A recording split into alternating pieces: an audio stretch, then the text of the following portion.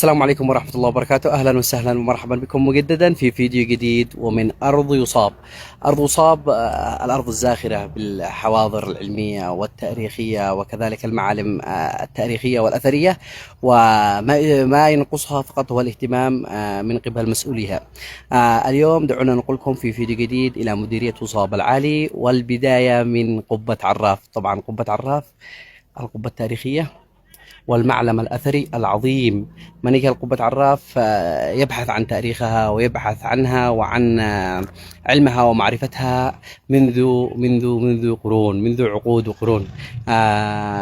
لا أخفيكم علما، اليوم أنا بمعية صديقي العزيز وضاح العلوي، وبإذن الله ننقلكم كذلك إلى أبرز المعالم التاريخية والأثرية والسياحية في مديرية يصاب العالي، فكونوا معنا.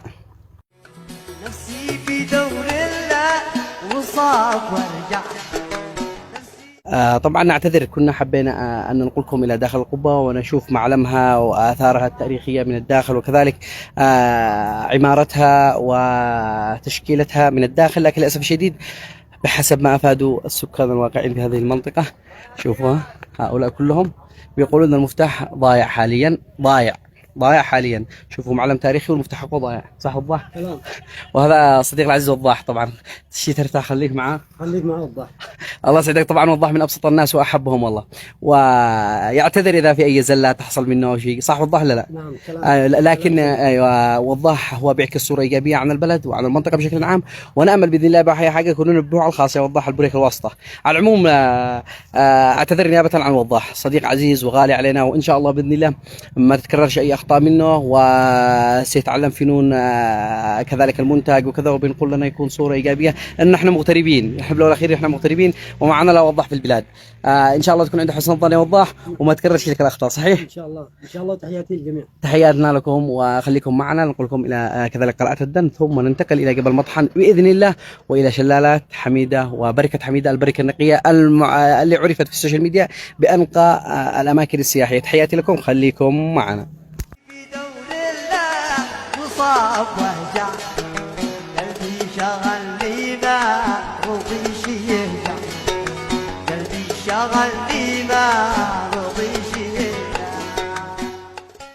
الله الله الله الله على هذه البلاد الشامخة ما شاء الله.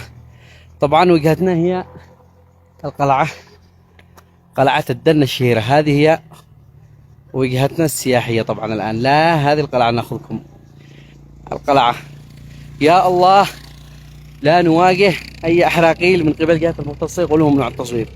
قول إن شاء الله وضح. ان شاء الله. ما طبعا أنا وضح عنده ما أقول لكم، أنا جوجل حقنا، يعني جوجل حقنا ما شاء الله عليه بالأماكن والمناطق، وكذلك متره البسيط، يعني اجتهاد شخصي بيحاول انه بيعكس صورة ايجابية عن المنطقة وعن البلد بشكل عام، وكذلك يحب انه يوثق لكم الاماكن التي تستحق التوثيق، ونامل باذن الله. وضع عنده موتور واللي يكون اي خدمات توصيل او كذا او كذا او كذا داخل سوق الثلث. وضح متاكد واصل صح؟ نعم واصل. في سوق الثلث واصل، بيصنع محتوى وبيشتغل وشاغل على اسره. كم عيال انت؟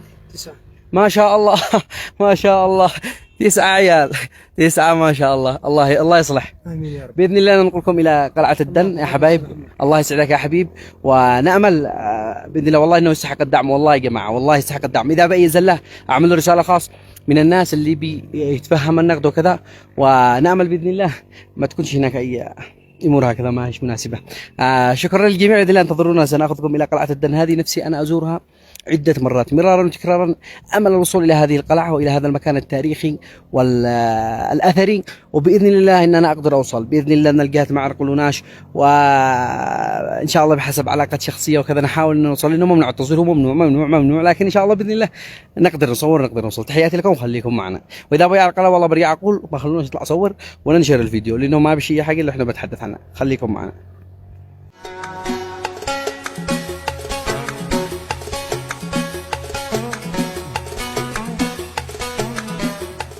وهذه قلعة الدن. استاذ مجال الشعري انا ما بني من اول كيف بنوها جن ولا انس؟ بنوها قطع الحجار من نفس المكان الحجار؟ عمنا نشيلوها.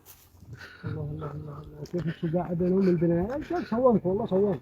ولكن لا تعرف هناك الالوان صوم. لا ما تصور والله صور.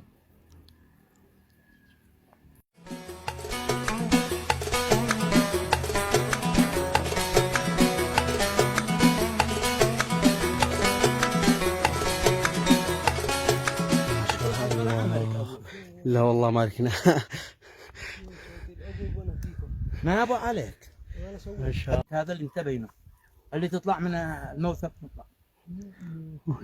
شوف هذا كله قاتل. الله الله الله الله، ما شاء الله.